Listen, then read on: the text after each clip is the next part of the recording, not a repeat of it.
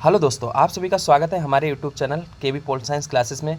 तो आज हम देखने वाले हैं क्लास 11 पॉलिटिकल साइंस का फर्स्ट चैप्टर संविधान क्यों और कैसे। इसके मैंने सारे टॉपिक पढ़ा दिए हैं, बचा है लास्ट संविधान के स्रोत। तो हम देखेंगे संविधान के स्रोत क्या थे।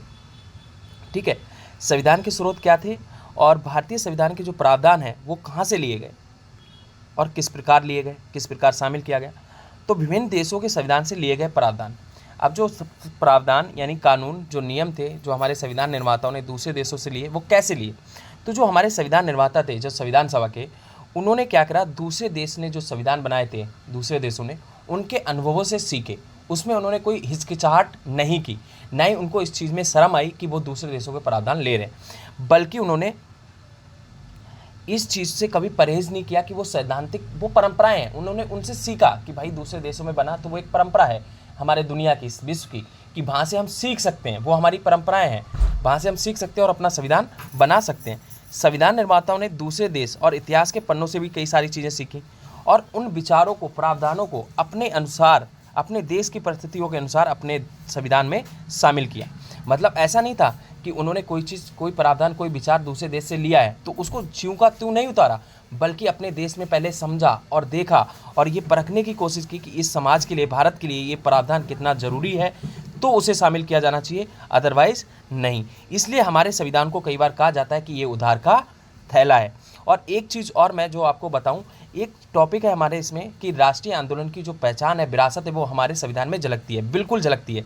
जो हमारा राष्ट्रीय आंदोलन था, बीच में मेरे को ये टॉपिक लेके आना पड़ा क्योंकि मैंने इसको मतलब बताया नहीं था, इसलिए बता रहा हूँ। तो राष्ट्रीय आंदोलन की जो विरासत है हमारे संविधान में, वो कैसे है, क्योंकि हमारे संविधान में जो राष्ट्रीय आंदोलन के जो कुछ मुद्दे थे, कुछ सिद्धांत थे जिनके लिए लड़ाई लड़ी जा रही थी, स्वतंत्रता, समानता, न्याय, उनके लिए हमारे जो संविधान निर्माता थे, जिसमें से कुछ फ्रीडम फाइटर थे, स्वतंत्रता सेनानी थे, जिन्होंने लड़ाई लड़ी थी, उन्हीं सिद्धांतों को हमारे संविधान में लिखा गया। लोकतंत्र के लिए जो आवाज़ उठ रही थी, है ना, हम किस लिए अंग्रेज़ों से लड़ रहे थे, क्योंकि उन्होंने हमारे यहाँ पर तानाशाही कर रखी थी, यहाँ पर वो गुलाम बना रखे थे और हम चाहते थे कि ऐसा शासन हो जो लोगों के हाथों में। इसलिए हमने अपने संविधान में लोकतंत्र को जगह दी, गणराज्य बनाया, अपने देश को धर्मनिरपेक्ष बनाया, हर एक प्रकार के भेदभाव को कम करा, शोषण को कम करा, बंधुआ मजदूरी को ख़त्म करा। तो इस तरीके से हमारे जो राष्ट्रीय आंदोलन थी उसकी जो विरासत है हमारे संविधान में दिखती है। अब हम आ जाते हैं अपने यानी संविधान के स्रोत पे। तो देखो, हमारे जो संविधान निर्माता थे उन्होंने बहुत सारे देशों के संविधान से सीखा, प्रावधानों को लिखा, समझा, है ना, उन पर विचार किया, फिर अपने देश की परिस्थितियों पर ढालने की कोशिश की, उनको अपनी देश की परिस्थितियों के अनुसार से परखने की कोशिश की, हमारे देश में कितने प्रभावकारी साबित होंगे। इस सारी चीज़ों को उन्होंने समझा और देखा। साथ ही साथ हम देखें तो हमारा जो हमारे भारत में जो ब्रिटिश के द्वारा एक अधिनियम लाया गया था, भारत सरकार अधिनियम 1935, उसमें से भी हमने बहुत सारी चीज़ें जो हमें अच्छी लगी वो हमने अपने संविधान में शामिल की।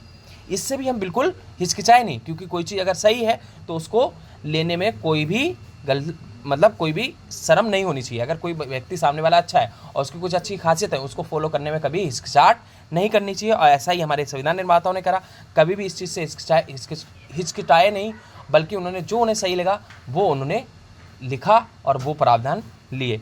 इसलिए हमारा जो भारतीय संविधान था वो 26 नवंबर 1949 को बनकर तैयार हुआ और इसमें बहुत सारे ऐसे प्रावधान थे जो दूसरे देशों से लिए गए। वो इस प्रकार हैं, देखो, यानी भारतीय संविधान के स्रोत, यानी ऐसे प्रावधान जो भारत ने कहाँ से लिए। जब बात करें ब्रिटिश संविधान से, तो ब्रिटिश संविधान से हमने एक बहुत अच्छी प्रणाली ली है, वो है सार्वत्रिक मत के आधार पर चुनाव। यानी कि हमारे देश में क्या होता है कि जो सबसे आगे होगा वही जीतेगा। तो ये जो कॉन्सेप्ट था वो हमने ब्रिटिश के संविधान से लिया गया था, उसको जिताते हैं जिसके पास सबसे ज़्यादा वोट होते हैं, यही तो हमारे चुनाव में होता है। तो ये जो कॉन्सेप्ट था, ये जो प्रावधान था, ये हमने ब्रिटेन से निकाला है। सरकार का संसदीय स्वरूप, सरकार का जो संसदीय स्वरूप होता है, संसद होगी, दो हाउस होंगे, यानी कि 2 सदन होंगे, लोकसभा, राज्यसभा, ये भी हमने कहाँ से लिया है, ब्रिटेन से लिया है। साथ ही साथ कानूनों के शासन का विचार, कानूनों का शासन होगा, यानी कि देश में शासन होगा तो वो किसका होगा, कानूनों का, कानून से ऊपर कोई नहीं होगा, ये भी विचार हमने कहाँ से, ब्रिटेन से लिया है। विधायिका में अध्यक्ष का पद, यानी जो विधायिका में अध्यक्ष होगा, स्पीकर होगा, उसकी जो भूमिका होगी, ये जो पद है, इसका जो कॉन्सेप्ट है, प्रावधान है, वो भी हमने कहाँ से लिया है, ब्रिटेन के संविधान से लिया है। कानून निर्माण की विधि, यानी जो कानून बनेगा उसकी जो प्रक्रिया होगी, प्रोसीजर होगा, वो कहाँ से हमने चुराया नहीं कहूँगा, बल्कि लिया कहाँ से है, हमने इंग्लैंड से लिया है। ठीक है। और आयरलैंड के संविधान से हमने क्या लिया है, राज्य के नीति निर्देशक तत्व, और ये राज्य के नीति निर्देशक तत्व हम दूसरे चैप्टर में पढ़ेंगे जिसमें हम मौलिक अधिकार पढ़ेंगे। तो राज्य के नीति निर्देशक तत्व क्या होते हैं, राज्य के नीति निर्देशक तत्व वो होते हैं जो राज्य को ये निर्देश देते हैं कि वो सरकार या राज्य लोगों के लिए क्या कर सकती है, क्या नहीं कर सकती है, उसके क्या दायित्व हैं, यानी उसकी क्या रिस्पॉन्सिबिलिटी हैं और जिम्मेदारियां हैं। ये कॉन्सेप्ट हमने आयरलैंड से लिया। अमेरिका के संविधान से हमने क्या लिया, मौलिक अधिकार की सूची ली। मौलिक अधिकार यानी कि जो लोगों के अधिकार हैं वो हमने कहाँ से लिए, संविधान वहाँ से लिए, अमेरिका से। ये भी हम पढ़ेंगे दूसरे चैप्टर में।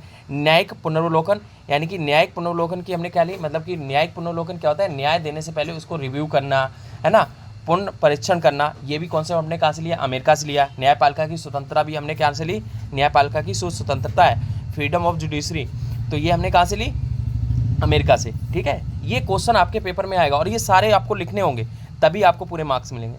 फ्रांस का संविधान, अब देखो फ्रांस के संविधान से हमने स्वतंत्रता, समानता और बंधुत्व का जो सिद्धांत था वो लिया था। ठीक है, और कनाडा का जो संविधान था उससे हमने अर्थ संघात्मक सरकार का स्वरूप लिया था, यानी कि यहाँ पर केंद्र और राज्य का जो कॉन्सेप्ट है ना वो हमने कहाँ से लिया है, कनाडा से। अवशिष्ट शक्तियों का सिद्धांत, ये भी हमने कनाडा से लिया है, इसको भी मैं पढ़ाऊंगा 7वें चैप्टर में। ठीक है, सोवियत संघ का संविधान, सोवियत संघ के संविधान से हमने क्या लिया है, मौलिक अधिकार, मौलिक कर्तव्य, अधिकार नहीं कर्तव्य, ड्यूटीज लिए, यानी नागरिकों की देश के लिए क्या कर्तव्य होने चाहिए। तो इस प्रकार हमने ये सारी चीज़ें क्या करी हैं, दूसरे देशों के संविधान से ली है। इसलिए यहाँ पर एक क्वेश्चन बनता है, क्या भारत का संविधान उधार का थैला है? तो बिल्कुल भारतीय का संविधान उधार का थैला तो बिल्कुल नहीं है। क्यों नहीं है? क्योंकि हमारे संविधान निर्माताओं ने बेशक वो वहाँ से चीज़ें ली हैं, बट वो उसको कॉपी नहीं कराया, बल्कि अपनी परिस्थितियाँ, देश की परिस्थिति के अनुसार उनको सीख कर, समझ कर, है ना, उन पर विचार विमर्श करके तब अपने देश में लागू किया है। तो इस तरीके से ये आप चैप्टर लिख सकते हो। और कभी आ जाता है कि भारत के द्वारा लिए गए प्रावधान दूसरे देशों से, तो वो आप ये जो मैंने अभी यहाँ पे डायग्राम के थ्रू बताए थे ये आप लिख सकते हो। तो आज का यही इतना ही था और हमारा चैप्टर होता है फिनिश। अब मैं आपको इस चैप्टर के क्वेश्चन आंसर बताऊंगा नेक्स्ट वीडियो में। तब तक के लिए thank you so much for the watching video. मिलते हैं नेक्स्ट वीडियो।